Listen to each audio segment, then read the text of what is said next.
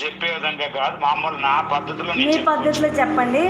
ఒకటి ఏంటంటే దీర్ఘాలు ఒత్తులు ఇవి తీయకుండా చెప్పియండి. అదే అది కరెక్షన్ ఇవ్వండి మాకు సార్. ప్రతిబోధితాం భగవతా నారాయణేన స్వయం వ్యాసేన గ్రథితాం పురాణమునినాం మధ్యే మహాభారతం అద్వైతామృతవర్షిణీం భగవతి అష్టాదశాధ్యాయిని అంబా